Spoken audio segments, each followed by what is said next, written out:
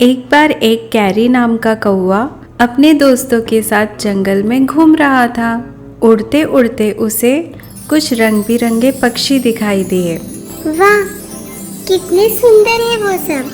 काश मैं भी उनके जैसा सुंदर दिख पाता। कैरी अपने दोस्तों की तरफ देखता है। वो सभी उसके जैसे काले थे।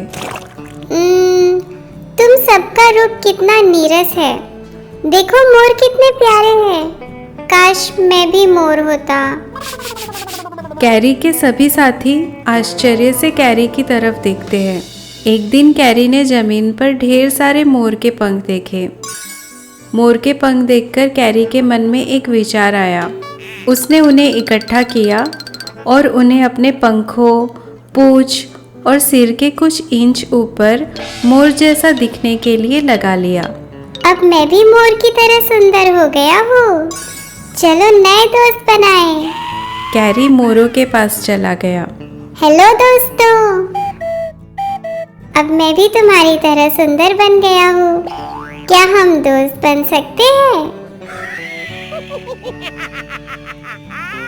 4 मोर पंख लगा के खुद को मोर समझने लगे हो का, बुड़बाक। वो सब उसे देखकर हंसने लगे। लागत है दिमाग का स्क्रू ढीला हुई गवा तुम्हारा। सभी मोर कैरी को अपमानित करके अपने झुंड से निकाल देते हैं। वो दुखी और शर्मिंदा होकर अपने कौवों के पास लौट आया। हालांकि उसके सभी अपमानों के बाद उसके अन्य कौवे दोस्तों में से कोई भी उसके आसपास नहीं रहना चाहता था। सभी कौवों ने भी उसका मजाक उड़ाया।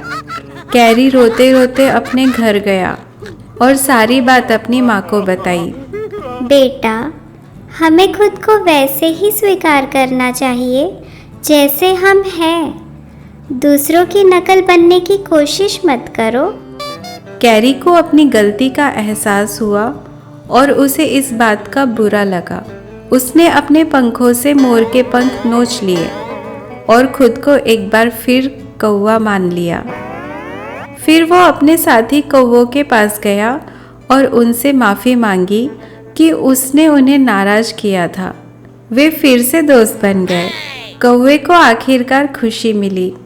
इस कहानी से हमें ये सीख मिलती है कि हमें खुद को वैसे ही स्वीकार करना चाहिए जैसे हम हैं, अन्यथा हम सबको खो देंगे और हमेशा के लिए अकेले रह जाएंगे।